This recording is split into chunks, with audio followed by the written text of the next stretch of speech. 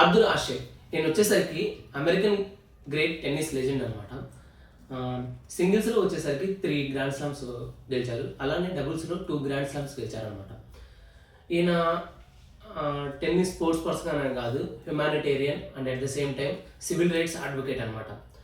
ఈయనకి 1980s ఆ టైంలో వచ్చేసరికి సెకండ్ హార్ట్ సర్జరీ చేసేటప్పుడు he was contacted with HIV అనమాట. అప్పుడు సో మీడియా ప్రెజర్ వల్ల ఈ పబ్లిక్లీ అనౌన్స్డ్ అనమాట. అప్పుడు ఒక జర్నలిస్ట్ వచ్చి నన్ను అడుగుతారు, సార్ మీరు ఎంత అచీవ్ చేశారు లైఫ్లో, బట్ చివరికి వచ్చేసరికి ఇలాంటి సర్కమ్స్టాన్సెస్ ఫేస్ చేయాల్సి వచ్చింది, సో వై మీ అనే క్వశ్చన్ ఎప్పుడన్నా మీకు అరైజ్ అయిందా అంటే అప్పుడు ఆయన ఒకటి చెప్తారనమాట, ఒక బ్యూటిఫుల్ థింగ్ అనేది చెప్తారు.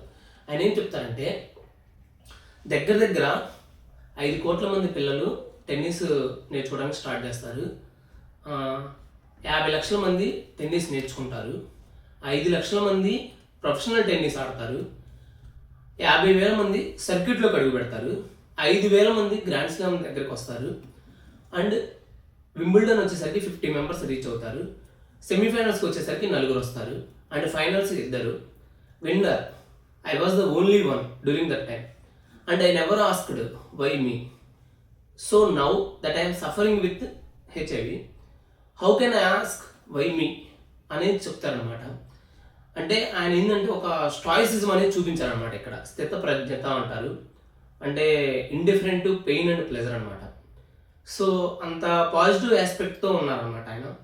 సో మనం కూడా అలానే యాజ్ ఆస్పిరెంట్స్ సమ్ టైమ్స్ మనం అనుకున్న జాబ్ రాకపోవచ్చు, లేదా కట్ ఆఫ్ ఎక్కువ ఉండొచ్చు, ఆ జాబ్ కూడా రాకపోవచ్చు, బట్ స్టిల్ ఆ పర్సిస్టెన్స్ అనేది మనలో ఉండాలన్నమాట. ఓకే ప్రజెంట్ సిచ్యువేషన్ బాగాలేదు, బట్ స్టిల్ మనకి పాజిటివ్గా చేంజ్ అవుతాయి అనేసి మనం ఉండాలన్నమాట. మన సీజీఎల్ కానీ లేకపోతే ఆర్ఆర్బీ ఎన్టీపీసీ కానీ అదర్ ఎగ్జామ్స్ కానీ చూసుకుంటే కట్ ఆఫ్ అనేది చాలా హైగా ఉంటుంది.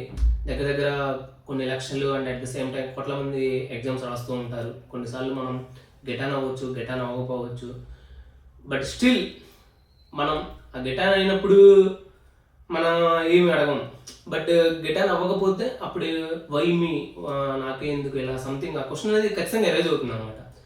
సో అలాంటి సిచ్యువేషన్లో కూడా మనం డౌన్ అవ్వకుండా పాజిటివ్ ఆస్పెక్ట్ తోటి ఉండాలి. అదే ఒక ఆస్పిరెంట్ యొక్క లక్ష్యం. మన టార్గెట్ రీచ్ అయ్యేంత వరకు కూడా మనం ముందుకెళ్తూనే ఉండాలి. ఇది ఫ్రెండ్స్, ఇలాంటి మరిన్ని మోటివేషనల్ వీడియోస్ కోసం మన ఛానల్ని చూస్తూనే ఉండండి. We are learning, and please like, share and subscribe. Thank you.